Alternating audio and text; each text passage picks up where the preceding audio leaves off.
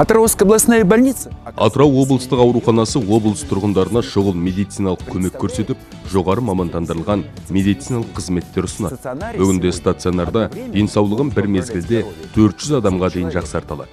Ал мұнда 12 жылдан бері NCOC компаниясының қолдауымен Атырау облысының тұрғындары үшін шұғыл медициналық көмек көрсету сапасын жақсартуға бағытталған шетелдік медицина мамандарының қатысуымен үлкен жоба жүзеге асырылып келе жатқанын біреу білсе, біреу білмейді.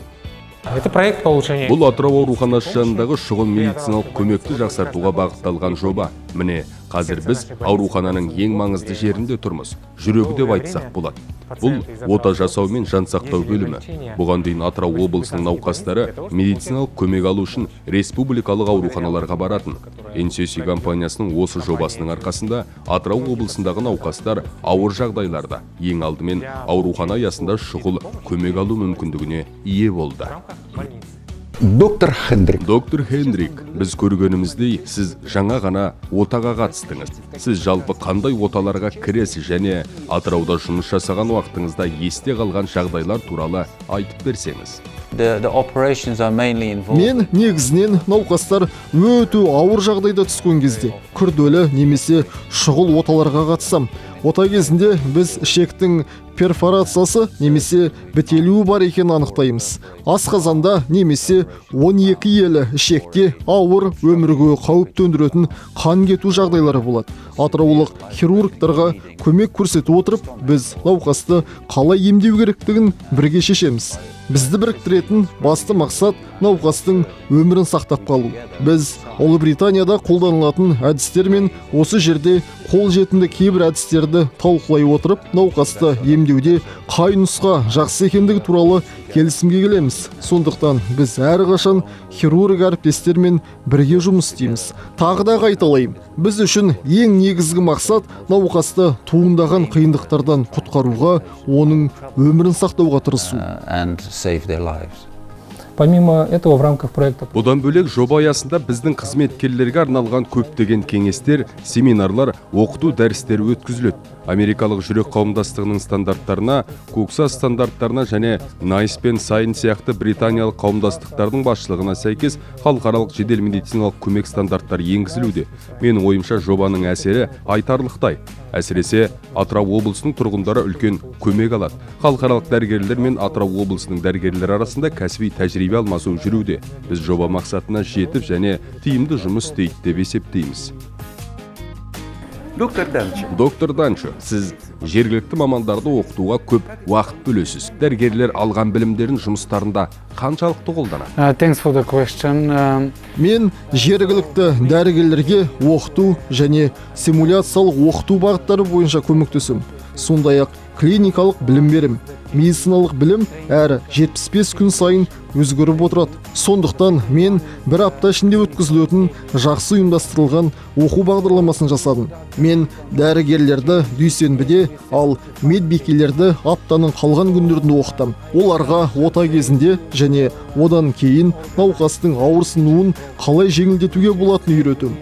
Қойылған тапсырмаларды орындау үшін біз эндотрахеальды интубацияға қарағанда аз жарақат алатын ларингеальды масканы қолданамыз. Сондықтан қазіргі уақытта бөлімшеде ларингеальды маска кеңінен қолданылады. Бұдан басқа мен медициналық әлеуметтік сараптама бойынша науқастарды клиникалық басқаруды стандарттау үшін бәрін жасадым. Мен доктор Хендрикпен бірге білгенімізді жергілікті дәрігерлерге, медбикелерге жеткізе алдық деп ойлаймын. Нәтижесінде Атырау тұрғындарына көмек көрсеттік, алдағы уақытта да көрсетеміз.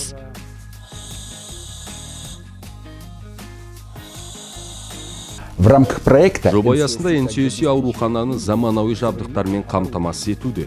Олар қабылдау бөлімінде, ота жасайтын блок пен жан сақтау бөлімшесінде орнатылған. Яғни адам өмірі қыл үстінде тұрған жерлерде. Жабдықтар тәулік бойы осы жобаның білікті мамандарының бақылауында. я неоднократно был. Бұған дейін мен облыстық ауруханада болып жүрмін. Бұл жабдықтардың өзгергенін байқап отырмын. Изменилось. В последнее время у нас обновлено оборудование. Это Жақында жабдықтар жаңартылды. Олар реанимациялық бөлімшеге арналған анестезиялық жабдық ЭВЛ, Оған қоса, қабылдау бөлімшесінде орналасқан дефибрилляторлар, мониторлар, желдеткіш жабдықтарда жаңартылды. Оған қоса, ота бөлмелеріндегі рентген аппараттары, операциялық шамдар мен үстелдер, микроскопиялық жабдықтар да бар. Бұлар травматологиялық және хирургиялық жабдықтар. Мен бұл жобада 2011 жылдан бері жұмыс істеп келем. Жабдықтарға уақытында қызмет көрсетудің арқасында ол мінсіз жұмыс істеп келеді. Біз 24/7 режимінде жабдыққа қызмет көрсетеміз. Жедел жөндеу жұмыстары және қажетті бөліктерді тез сатып алу барлығы NCOC жобасының арқасында жүзеге асып келеді. Это благодаря проекту NCOC. Бұл проекті жалпы біздің дәрігерлеріміздің білімділігін арттыру, бізге және техникалық қолдау, әртүрлі келген мамандар, ол шетелдің мамандары, ол әртүрлі Ұлыбританияның, Нидерланды, Франция елдерінен келген мамандар, біздің мамандармен бірге біздің Атырау халқына, осы жалпы халқымызға медициналық көмек көрсетуді жақсарту, үйрету, біздің жалпы жас дәрігерлерімізге үйрету және жаңа әдістерді қолдану осы аурухана көмегінде. Шетелдің мамандары біздің дәрігерлермен бірге керіп, осы бізге түскен жедел түсіп жатқан науқастар болсын, жоспарлы түсіп жатқан науқастар болсын, олармен бірге операцияға кіріп, солармен бірге осы дұрыс операцияларды жасау мақсатында бізге көмек беріп жатыр. Өте көп тәжірибе алмастық, соның ішінде NCOC компаниясына көптен көп рахмет. Сол кісілердің қолдауымен, сол кісілердің арқасында біз шетелдік мамандармен тәжірибе алмасамыз, озық технологиялармен танысамыз. Сонымен қатар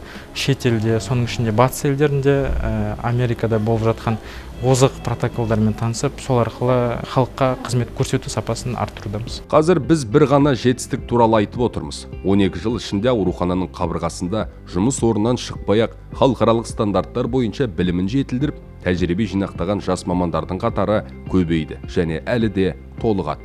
NCOC компаниясы пандемия кезінде Ақтау және Атырау қалаларында жаңа модульдік ауруханалар салды. Қалалардың бірнеше ауруханасын өмірлік қажетті жабдықтармен қамтамасыз ете отырып, үлкен қолдау көрсетті. Биыл қашаған ірі кен орнын зерттеу және игеру үшін консорциум құру туралы келісімге қол қойылғанына 30 жыл толады.